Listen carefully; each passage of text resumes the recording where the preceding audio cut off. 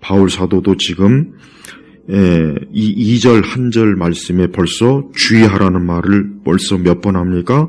3번 하고 있어요. 주의하고 주의하며 주의하여라. 이 말 뜻은 뭡니까?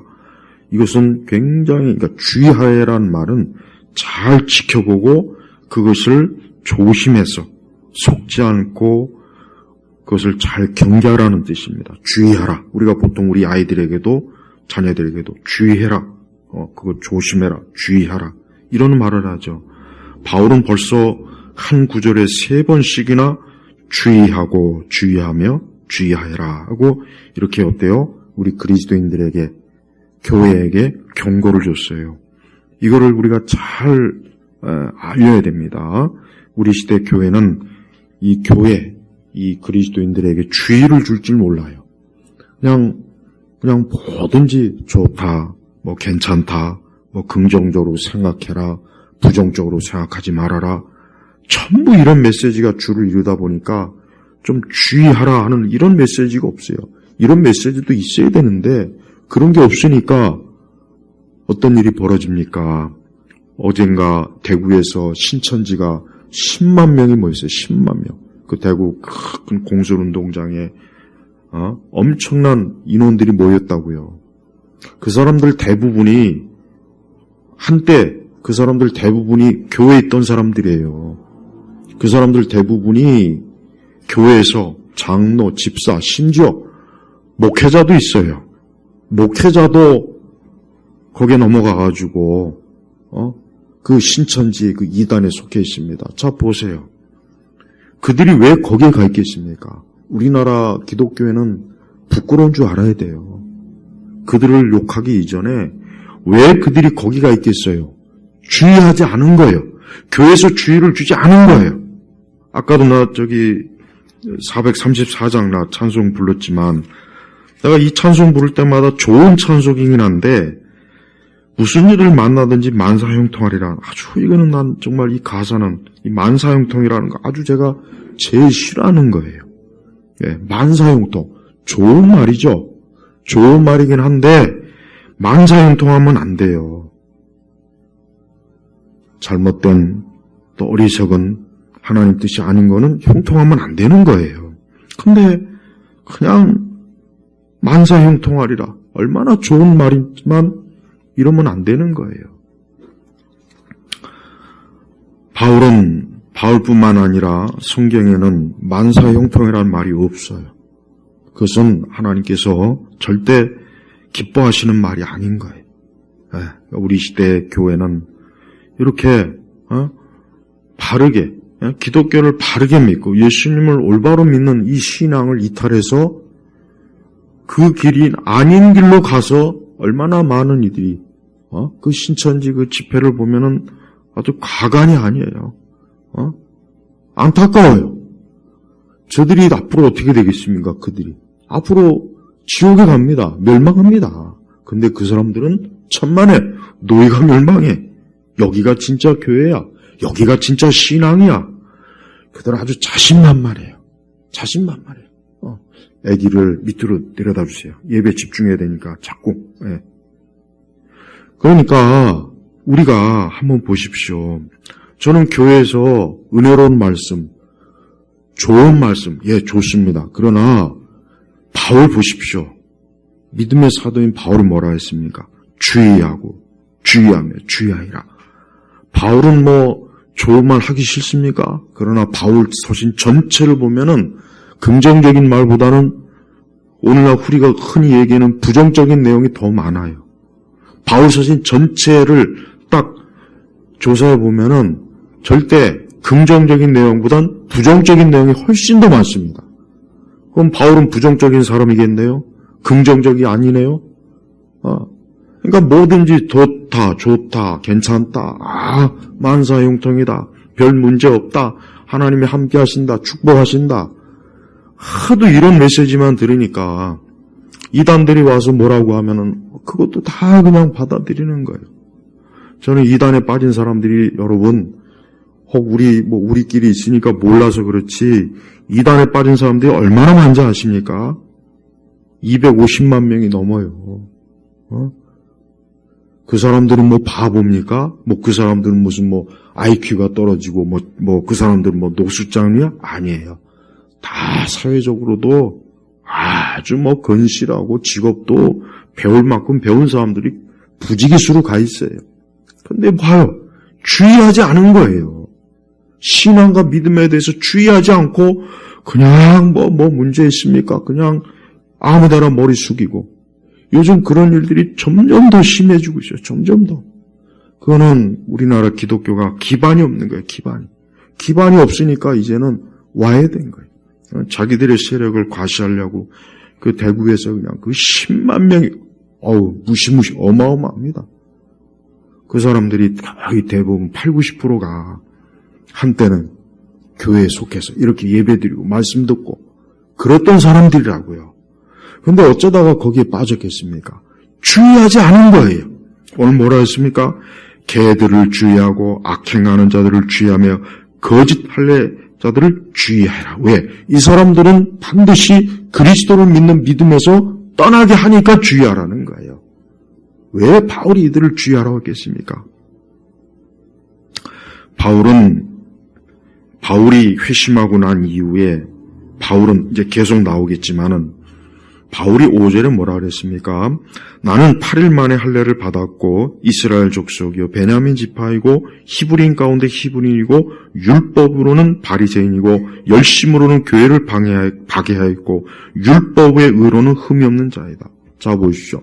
바울이 예수님 믿기 이전에 바울이 가지고 있던 이 프라이드, 이 자신감, 자기가 이 유대인으로서 유대교에 속해 있을 때 바울은 정말 이스라엘 전체 인구에서 자기는 아주 상위 1%, 최상급의 사람이다 이거예요. 그런데 자기가 그것을 자랑하고 기뻐하고 아주 거기에 대해서 엄청난 자부심을 가졌는데 뭐라고 했습니까? 7절에 그러나 내게 유익하던 것은 무엇인지 그리스도를 위하여 해로 여기며. 자 여기서 보십시오. 그러니까 바울도 잘못 알았던 거예요. 바울도 자기가 뭐라 했습니까? 예수님을 만나기 이전에는 자기는 히브리인 중에 히브리야. 더군다나 베냐민 지파요. 바울은 정말 흠 하나 없는 유대인으로서 자기는 하나님 앞에 떳떳한 사람이라고 자신감을 가졌던 사람인데 예수님을 만나고 나서 자기의 모든 것이 얼마나 어리석은지, 특히 자기가 유대교인으로서 가졌던 그 모든 종교적 신분, 민족적 자부심이라는 게 아무것도 아니다. 아무것도. 그래서 8절은 뭐랬습니까? 배설물. 여기서 배설물이라고 하는 것은 성경 헬라어 원어의 뜻이 뭐냐? 찌꺼기, 고기 찌꺼기, 썩은 음식 찌꺼기라는 거예요. 봐요. 바울도 결국은 하나님에 대해서 잘못한 겁니다. 하나님에 대해서 잘못한 거예요. 자기는 자기 조상들의 율법과 베냐민 지파와 히브리인으로서 모세와 아브라함과 그냥 그 계열에서 정말 한치 오차도 없는 사람이라고 자부심을 했던 사람이 그만 예수님 만나고 나니까 자기가 잘못 알았던 거. 아브라함도 잘못이 없고 모세도 잘못한 게 없는데 자기가 잘못한 거예요. 자기가. 그래서 결국은 어때요? 그리스도를 믿는 그 믿음, 그리스도가 결국 전부였다는 것을 자기가 몰랐었다는 것을 지금 고백하는 거예요. 그러면서 8절에 보니까 또한 모든 것을 해로 여기면 여기서 모든 것이라고 하는 게 다 뭐냐면 바로 4절, 5절, 6절이에요. 그러니까 자기가 그렇게 자랑 삼고 자부심을 갖고 그렇게 대단하고 여겼던 게 뭐예요? 결국 내가 예수님을 믿는 그 믿음의 해가 되었다는 거예요. 해가. 그래서 바울은 어때요? 자기 열심, 자기 노력, 자기 신분, 자기 혈통 여기에 대한 자부심이 꽉꽉 차갖고 그가 예수 그리스도에 대한 소문과 얘기를 들었을 때 어디서 감히 저런 근본도 없는 더 나사렛 천것이 감히 우리 민족의 유대교 모세와 아브라함의 신앙을 더럽히느냐고 그냥 열심을 내가지고 그냥 예수 믿는 사람 잡아다가 공회에 넘기고 자기가 그 짓을 했지 않습니까? 그런데 바울이 진짜 예수님 봤어요. 그런데 보니까 바울이야말로 모세와 아브라함과 선지자들이 증언한 그 메시아였던 거예요. 근데 자기가 그걸 몰랐던 거예요. 그걸 깨닫지 모르고, 그걸 모르고 어때요? 그냥 헛된 열심을 가지고 그렇게 했던 그 일이 바울이 지금 고백하고 있는 것입니다. 그러면서 개들을 주의하고 악행하는 자들을 주의하며 거짓 할례다를 이게 다 누구를 얘기하는 거냐면 유대교, 유대인이에요. 유대인. 예수님을 부정하는 유대인을 얘기하는 거예요.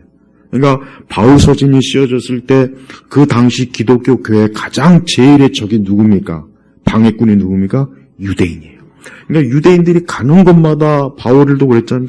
바울이 가는 곳마다 유대인들이 달려와가지고 이 자는 거짓말쟁이다, 사기꾼이다, 이 자는 낫사렛 예수 그 예수 괴수의 아주 그러니까 가는 곳마다 바울도 그들에게 시달린 거예요. 그런데 바울은 다시 한번 이 빌립보 교인들에게 그 유대인들에 대해서 주의해야 될 것을 다시 한번 얘기하는 거예요. 왜 그러냐?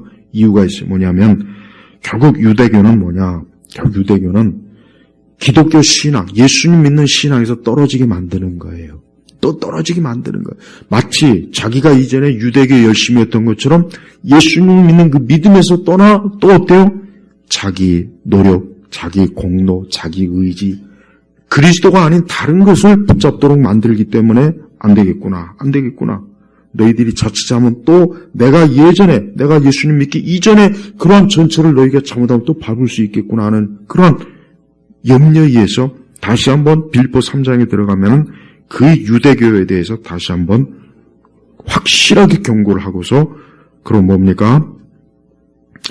10절에 보니까 나는 그리스도와 그분의 부활의 능력과 그분의 고난에 참여하는 것을 알고 자하여 그의 죽으심을 본받아 어떻게 해서든지 죽은 자들 가운데서 부활에 이르고자 한다. 이 얘기가 뭐냐면 결국은 바울은 뭡니까? 자기는 그리스도를 믿음으로 인해서 부활에 대한 그 영광, 그 부활에 참여하는 것이 자기의 궁극적인 큰 소망이기 때문에 자기는 그것 때문에 이렇게 고난을 받고 고생을 하고 핍박을 받고 하는 게 아무 일도 아니다 이거예요. 그런 거 전혀 신경도 안 쓰인다는 거예요. 이게 바로 지금 바울의 신앙이에요.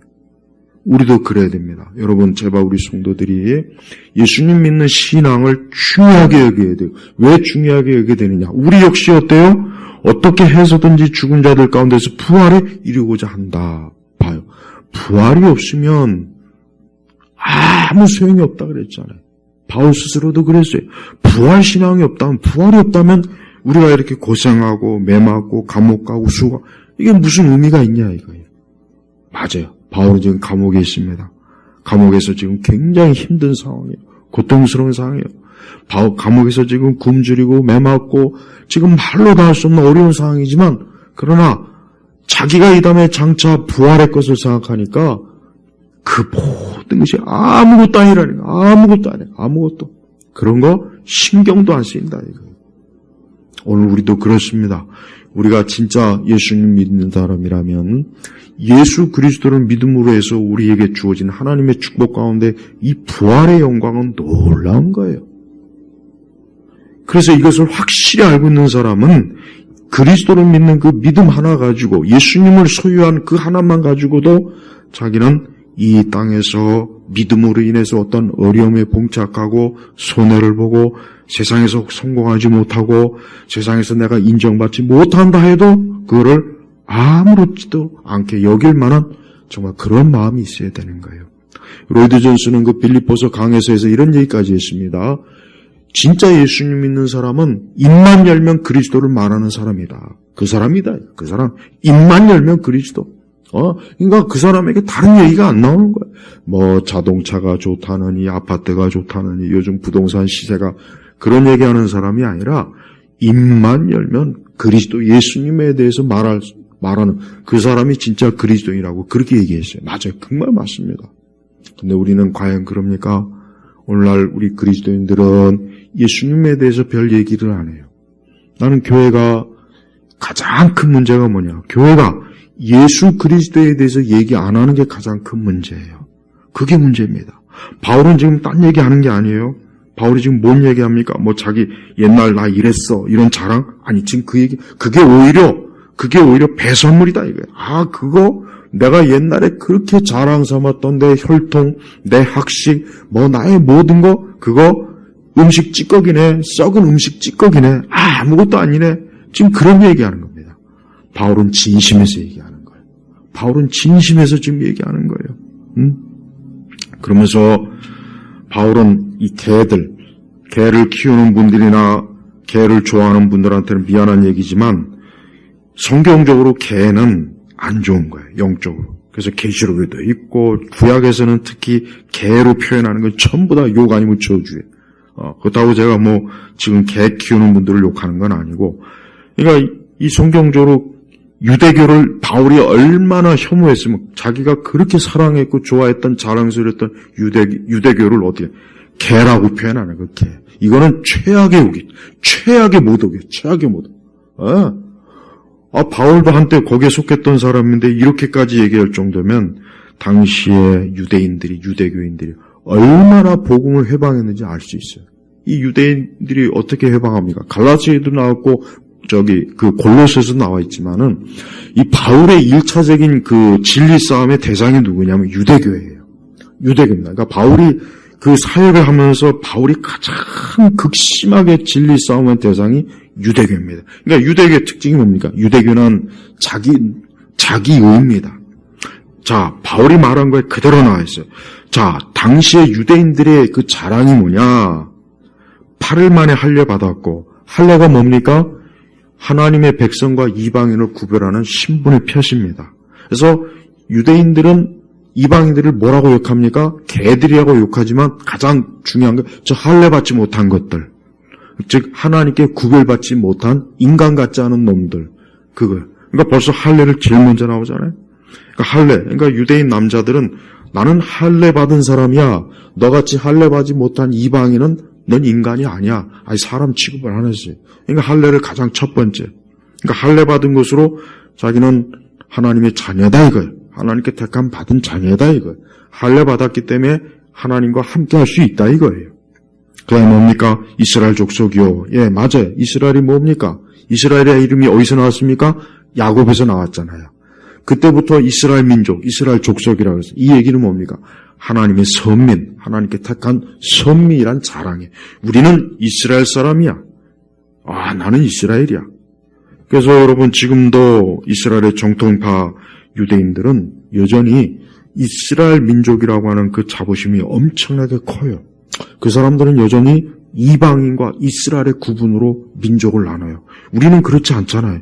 우리는 중국, 일본 그러나 여전히 정통파 랍비들, 유대인들은 지금도 이스라엘과 이방인입니다. 딱 이 두 종류밖에 없어요. 인류는 이스라엘과 이방인. 그래서 여전히 이방인은 개 취급해요. 지금도 그래요. 지금도 그렇습니다. 그러니까 벌써 보십시오. 이스라엘, 그 다음에 베냐민 지파. 예, 이스라엘 12지파 중에 가장 명성 있는 지파가 두 지파예요. 뭡니까? 베냐민과 유다 지파예요. 왜? 이 두 지파는 다윗의 통치를 직접적으로 받았기 때문에 모든 지파 중에 가장 우두머리입니다. 그래서 지금도 이 베냐민 지파나 이 유다 지파는 아주 명성 있는 지파라는 그 자부심이 이 구약 성경이나 신약 성경에 그대로 나옵니다. 그러니까 벌써 베냐민 지파다 하면은 이제 모든 지파 중에 쉽게 얘기하면 가장 인정받을 만한 지파로서 어디 가서든지 유대인들끼리 얘기해도 나는 베냐민 지파다 하면은 같은 유대인이라도 베냐민 지파 하면은 벌써 이렇게 그 앞에서 고개를 수그릴 정도. 유다 지파와 함께. 그 다음에 또 뭐라 했습니까? 히브리인 가운데 히브리요. 예, 아까 히브린. 이스라엘과 히브리는 같아요. 히브리라고 하는 것은 뭡니까? 히브리의 언어가 뭐겠습니까? 강을 건너온 자란 뜻이에요. 쉽게 얘기하면 뭐예요?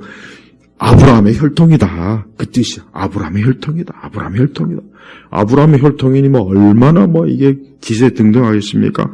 그 다음에 율법으로는 바리새인이요. 바리새인은 어떤 사람입니까? 바리새인은 신구약 중간기에 유대교가 이방인에 의해서 더럽히고 피가 섞이니까 안 되겠다. 우리는 유대적 신앙, 이 아브라함의 그 신앙을 순수성을 지키는 그런 민족으로 나가야겠다 해가지고 시작한 게 이 바리새인들이에요. 그러니까 이 사람들의 처음 시작은 좋았어요. 순수한 유대인의 혈통에 대한 그 자부심, 그걸 지켜야겠다는 순혈주의를 주장한 사람들이에요. 근데 나중에 예수님 시대 와가지고는 이 바리새인들은 어떤 사람이에요? 극도의 배타적인 사람이 돼가지고 이제 이 바리새인들은 정말 찔러도 피 한 방울 나지 않을 정도로 율법에 아주 엄격한 사람. 그래서 일주일에 2번씩 금식도 하고 11조 아주 철저한데 예수님 그들에게 뭐라 했습니까? 저들이 율법은 지키지만 하나님의 사랑, 인의가 없는 거예요.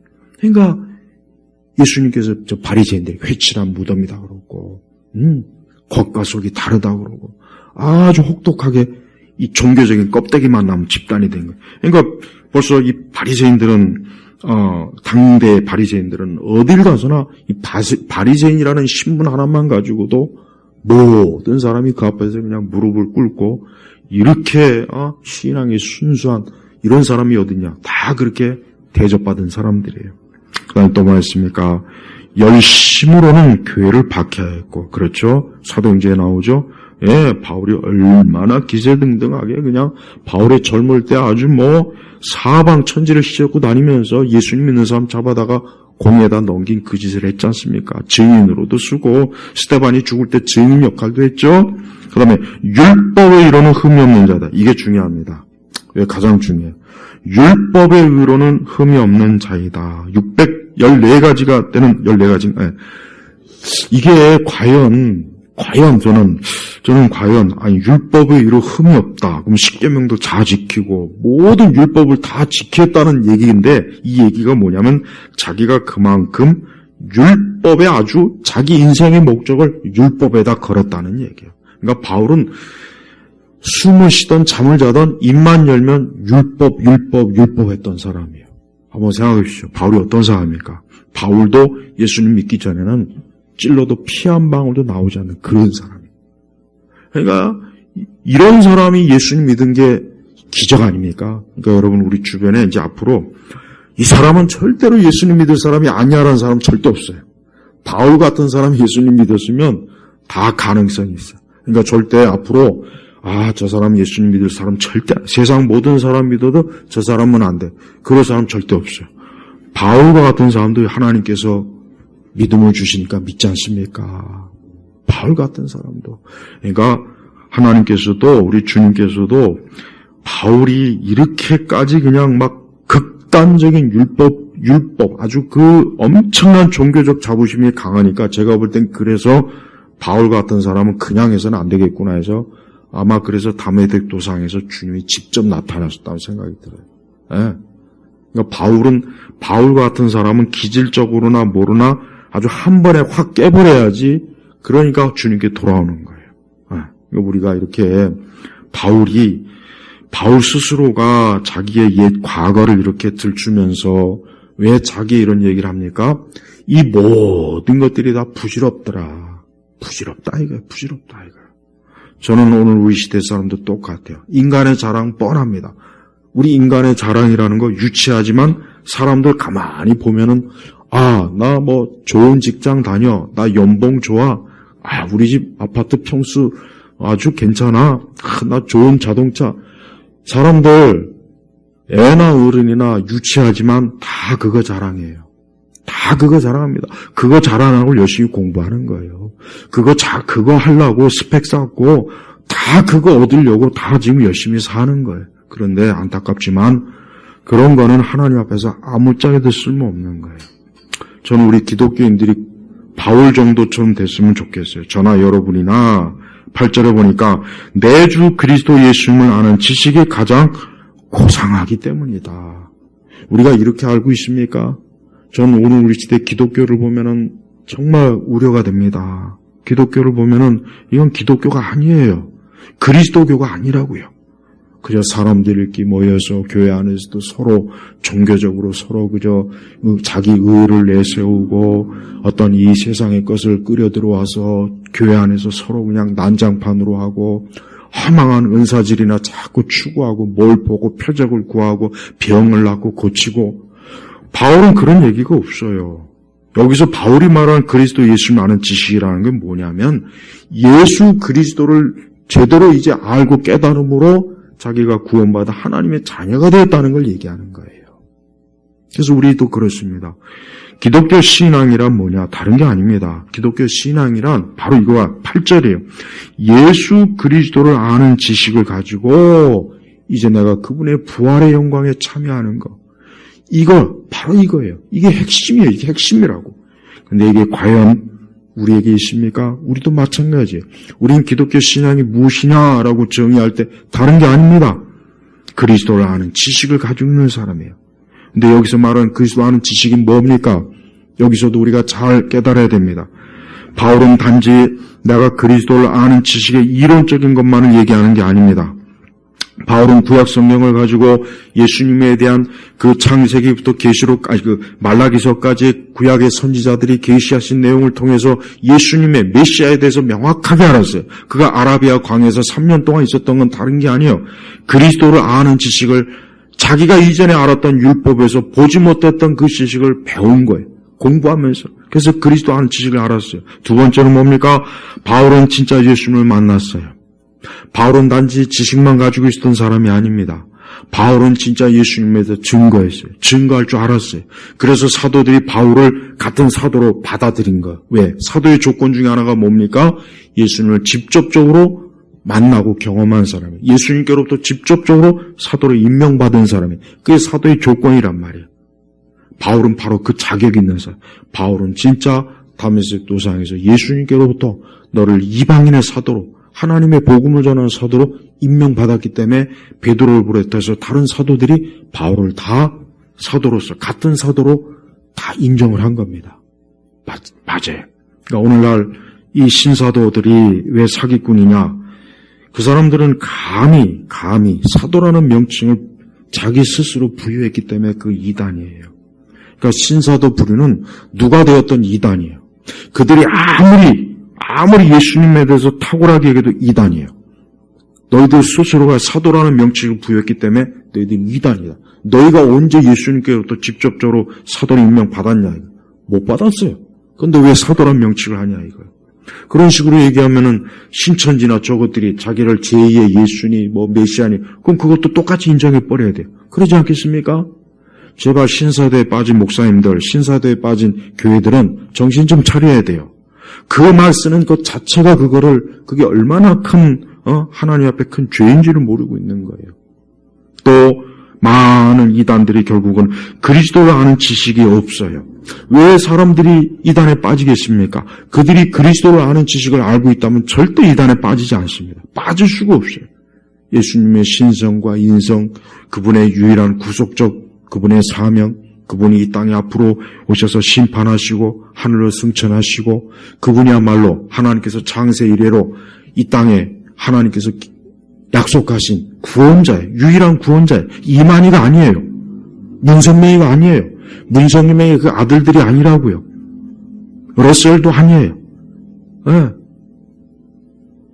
얼마나 많은 사람들이 예수님을 아닌 다른 것을 보면서 그들이 기독교 신앙이라고 하는 거 보면은 이게 그러니까 결국 영적인 미혹입니다. 아니 이거는 내가 볼 때 유치원 아이들도 예수님에 대해서 몇 가지 가르쳐주면 예수님과 아닌 것과는 구별할 수 있다고 생각해요. 주일학교 아이도 구분할 수 있어요. 그런데 다 큰 어른들이 배울 만큼 배운 어른들이 그런 신천지 집회 가가지고 이만희를 그냥 이러니 너무 웃기는 일인데 그들은 전혀 안 그렇습니다. 그래서 이 부분이 바로 뭐냐? 이 영적인 거예요. 그러니까 인간이 아무리 IQ가 높고 똑똑하고 많이 배워도 영적인 부분에 있어서는 그거하고는 상관이 없어요. 헐리우드의 그 똑똑한 배우들, 그 잘난 사람들이 왜 사이언톨로지 같은 그 공상 과학 소설에 기반한 왜 거기에 빠져서 그러고 있겠습니까? 봐요. 그래서 우리가 예수 그리스도를 아는 지식을 바르게 가져야 돼요. 오늘 우리 시대 교회들이 가장 중점적으로 설교해야 될 것은 그리스도를 아는 지식을 설교해야 돼요. 맨날 쓸데없는 거 설교하지 말고 맨날 가짜는 것도 얘기하지 말고 맨날 그 설교 제목 주제 보면 무슨 그냥 무슨 또 사람을 그냥 교회를 무슨 심리센터 교회를 무슨 상담센터로만 그냥 그런 건 몰라도 돼. 그런 거 몰라도 돼요. 그리스도를 아는 지식을 가져야 돼. 그분의 신분, 그분의 속성, 그분이 구약에서부터 어떻게 계시되어 왔고 그런 걸 알아야 돼요. 그래야 이단에 안 빠져요. 그래야 이단에 안 빠집니다. 근데 보세요. 그래도 교회는 이런 거 관심 없어요. 그리스도가 없는 기독교. 그리스도가 없는 기독교가 얼마나 지금 번성하고 있습니까? 그런 교회들이 더 많이 번성을 하고 있어요. 사람들은 예수님에 대해서 몰라요. 그리스도가 어떤 분이신지 한번 구약에서부터 한번 쭉 설명해봐라 하면은 모릅니다. 그런데 그들이 예수님 지금 믿는다고 하는데 그게 도대체 어떤 예수입니까? 몰라요. 응? 바울은 다른 걸 자랑하지 않았어요. 바울 사도는 자기가 가지고 있는 그 많은 배경과 지식과 혈통 같은 거를 분명히 내가 그분을 위하여 모든 것을 잃어버리고 배설물로 여기는 것은 그리스도를 얻고 그분 안에서 발견되려는 것이다.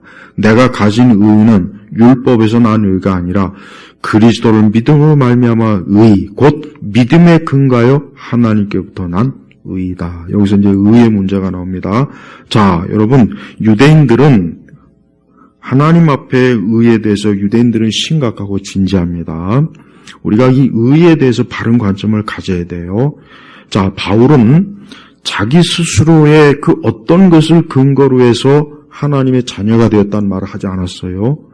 일체 그런 내용이 없습니다. 바울은 지금 오직 그리스도를 믿음으로 말미암아 율법에서 나는 의가 아니라고 했어요. 율법을 지키고 율법에 흠이 없고 율법을 통해서 자기가 구원받은 것이 아니고 구원받을 수 있다고 하는 그런 언급이 없어요. 왜? 율법을 이루신 분은 누굽니까? 예수님이에요. 예수님이 이 땅에 오신 것은 뭐냐면 율법을 이루시기 위해서. 그분이 율법을 완벽하게 이루었어요.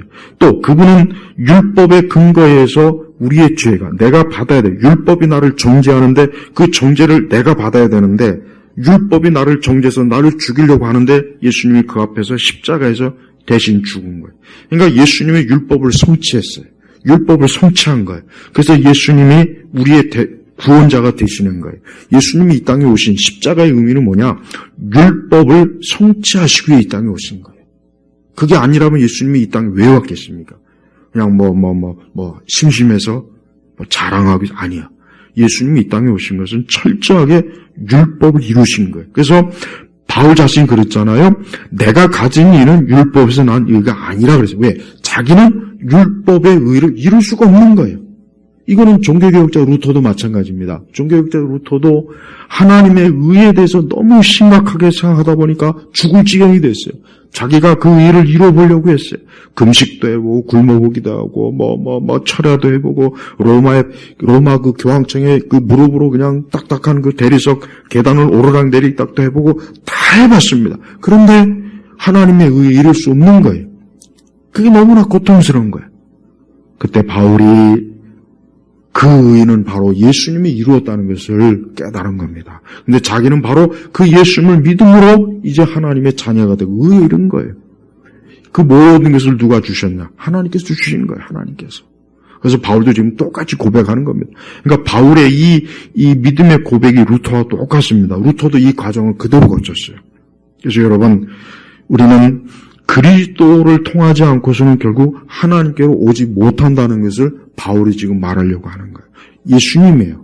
제발 이단에 빠진 분들은 그 이단의 교주가 아니라는 것만 좀 알아도 빠져나올 수 있어요. 아, 그래. 성경에서는 그리스도를 믿는 믿음으로 말미암는 의라고 했는데 왜 여기에 이만희가 들어가거나 온갖 잡단 왜 교주가 들어갔나? 없잖아요. 어쩌면 이렇게 기본적인 것도 몰라서 좀 이단에 빠진 사람도 많이 있을 것 같아요. 우리는 그리스도를 믿는 믿음이 얼마나 중요한지를 알아야 돼요. 왜? 그리스도가 없으면 사실 10절 이후부터 뭡니까? 부활도 없는 거예요. 예수님을 믿지 않는 사람은 그들은 사망의 부활로 빠집니다. 멸망하는 거예요. 멸망. 그리스도를 믿어야 하나님의 아들 예수님을 믿어야 이 부활. 그래서 나는 그리스도와 그분의 부활의 능력과 그분의 고난에 참여한 것을 알고자 하여 그분의 죽으심을 본받아. 자 보십시오.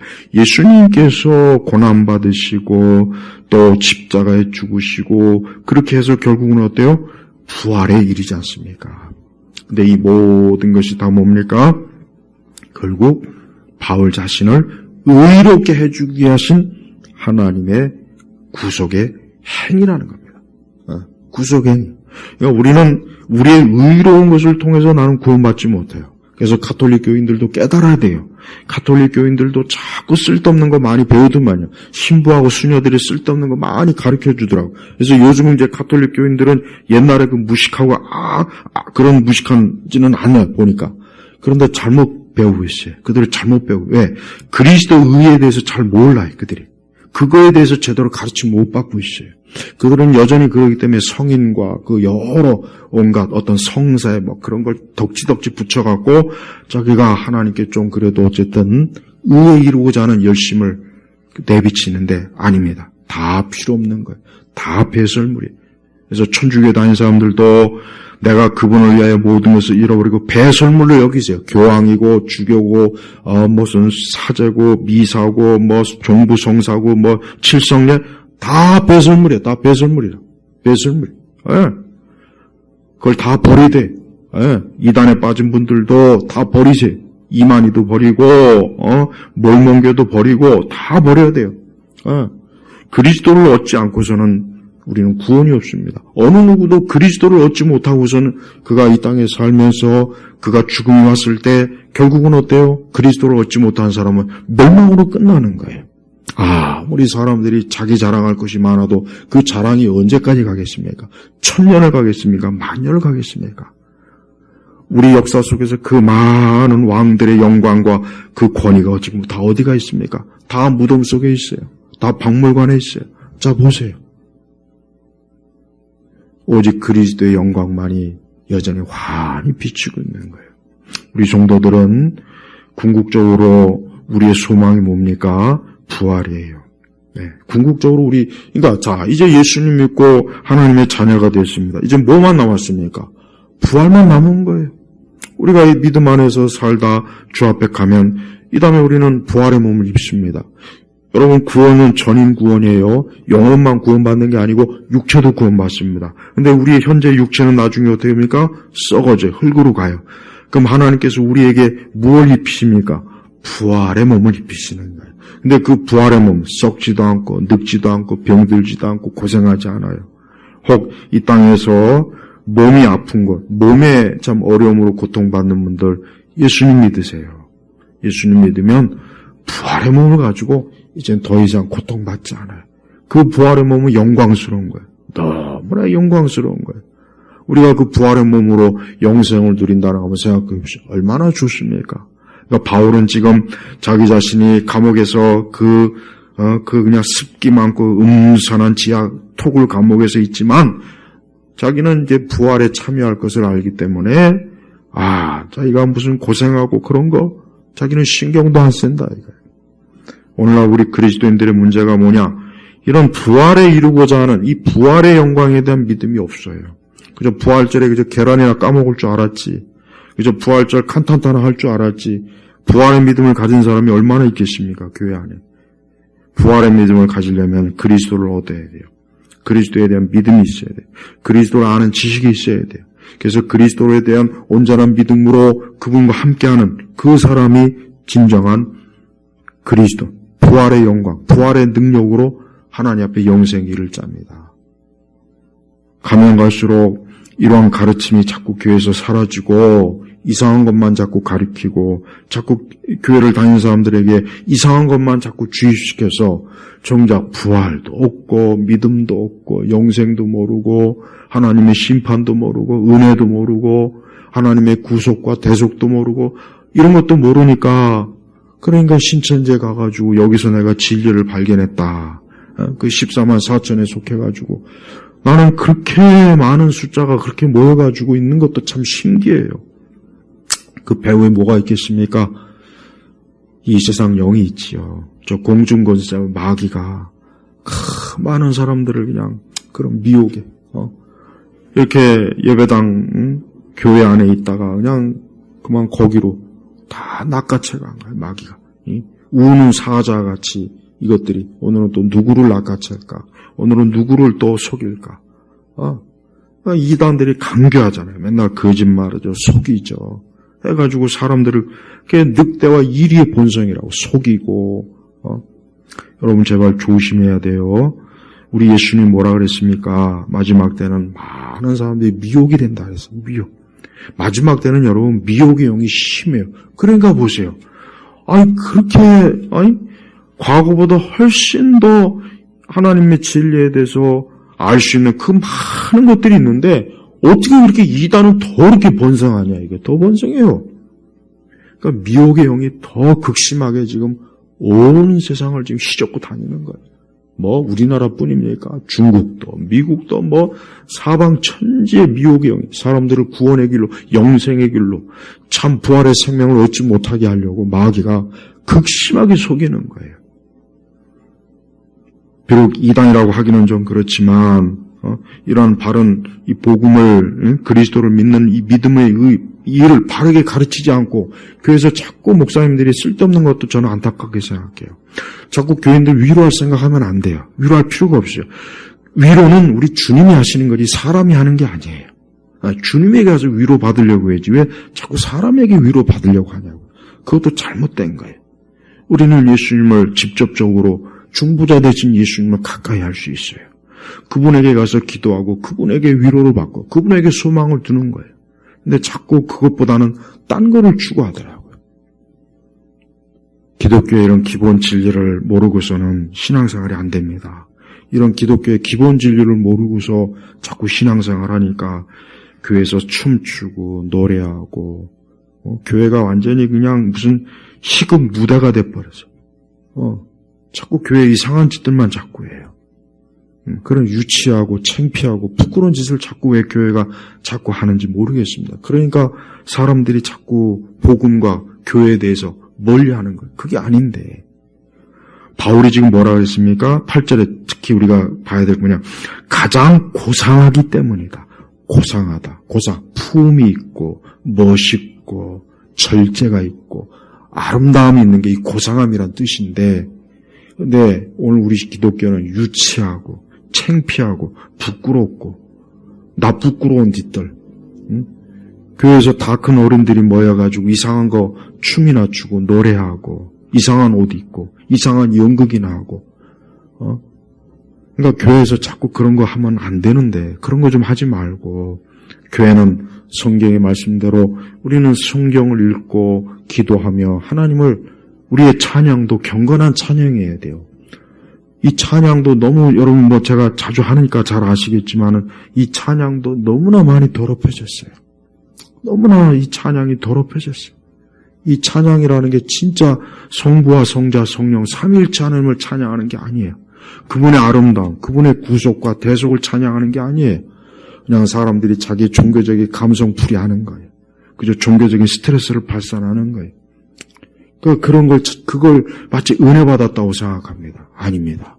여러분 좀 잠잠히 앉아갖고 찬송가를 펴놓고 우리의 믿음의 선진들이 불렀던 이런 찬송가를 불러보십시오. 이게 여기에 성령이 역사하는 거예요. 그렇게 요란하게 온갖 그런 악기를 범벅이 휘고 온갖 그냥 리듬 그런 걸 어떻게 찬양을 할까요? 그걸 어떻게 찬양이라고 하면서 거기 무슨 은혜, 거기는 성령이 역사 안 합니다. 마귀가 정말 마귀가 역사하는 거예요. 그런 걸 가까이 하지 마세요. 기독교는 단순한 신앙입니다. 2000년 기독교 역사라고 하는 게 보면은 단순해요. 예수님 믿는 바른 신앙과 믿음으로 하나님께 기도한 그런 경건한 사람들이 교회를 지켜왔어요. 요란 떨고 온갖 프로그램 갖다 쳐 바르고 온갖 거짓된 거 교회 안에서 끌고 그런 사람들은 잠깐은 요란 막 화려한 거 같지만 시간 지나면 다 배설물이 돼버려요. 배설물. 우리 예외교회 성도들은 특별히 10절에 11절에 어떻게 해서든지 죽은 자들 가운데서 부활에 이루고자 한다. 이건 사도의 고백이에요. 사도가 지금 바울 사도 같은 사람이 어떻게 해서든지 죽은 자들 가운데서 부활에 이루고자 한다 했으면은 이거는 엄청난 겁니다. 결국 뭡니까? 기독교는 사람들을 죽어가는 생명들, 죽은 자를 부활의 생명으로 살리는 겁니다. 이게 인생의 궁극적인 거예요.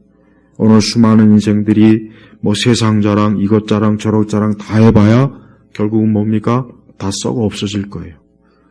부활은 그 썩어 없어질 것을 살리는 겁니다. 한번 가만히 생각해 보시죠. 누가 이걸 하겠습니까? 아니, 앞으로 어떤 AI든 어떤 문명이 온다 해도 이 부활하고는 감히 상대가 안 되는 거예요. 전 우리 교우들이 다른 그 어떤 것보다 나도 그리스도 예수님을 아는 지식을 가지고 그리스도를 얻음으로 나도 역시 이 부활에 참여하고자 하는 이 믿음과 소망을 가지고 있는 그 사람이 진짜 성도인 것입니다. 그 소망이 영원한 거예요. 사람들이 추구하는 소망을 보십시오. 그 소망의 내용들을 들어보면 다 결국은 배설물, 썩어 없어질 거, 고기 찌꺼기, 음식 찌꺼기들이에요. 우리가 음식을 먹고 나서 남은 거 음식 찌꺼기 통에 버려다가 쓰레기통에 내놓죠? 그럼 청소하시는 분들이 가져가요. 사람들은 결국 자기의 인생을 그 음식 찌꺼기를 누가 더 많이 준비하느냐, 이걸 자랑하더라고요. 그걸 자랑해요. 빌 게이츠도 그렇고 일론 머스크도 그렇고 다 누가 더 음식 찌꺼기를 많이 남기는가, 더 많이 마련하는가, 그거밖에 안 되는 거예요. 우리는 그런 음식 찌꺼기를 남기는 인생이 아니라 부활입니다. 생명입니다. 예수 그리스도를 믿는 생명, 부활의 능력, 부활의 영광, 부활에 참여해야 돼요. 여러분들이 결국 나중에 어느 땐가 이 땅에서 주님께서 여러분의 생명을 거두실 때 그때 두려워하지 마세요. 걱정하지 마세요. 아, 나는 곧 이제 부활에 참여하겠구나. 부활의 영광에 참여하겠구나. 기뻐하세요. 기뻐하고 즐거워하십시오. 그래서 이 빌립보서는 기쁨과 즐거움의 서신이 되는 거예요. 우울한 내용이 없어요. 저는 우리 예일교회 성도들이 다 부활의 능력, 또 부활에 참여하고 모두가 마지막 날 이 그리스도의 신부가 돼서 이 부활에 참여할 때 얼마나 좋겠습니까? 얼마나 기쁘겠습니까? 이제 슬프고 고생하고 힘들고 육체의 고통도 없고 괴로운 것도 없고 얼마나 좋습니까? 제발 이와 같은 것을 주신 우리 주 하나님 아버지께 감사하고 이 모든 것을 이루신 우리 주 예수 그리스도께 영광을 돌리는 우리 예일교회 성도들에게 주의 이름으로 축복합니다. 하나님 아버지 감사합니다. 우리 온 교우들이 다시 한번 이 부활의 영광, 부활의 능력, 이 부활의 소망을 가지고 살아가게 하소서. 주여, 인생은 이 부활이 없다면 아무 소망이 없습니다. 캄캄한 곳에서 인생을 살다 캄캄한 멸망의 심판으로 빠질 텐데 우리 예일교회 교우들이 그리스도를 믿는 믿음으로, 그리스도를 얻는 믿음으로 이 부활에 참여할 수 있는 그런 놀라운 사랑과 은혜를 베풀어 주옵소서. 예수 그리스도의 이름으로 기도 올렸습니다. 아멘.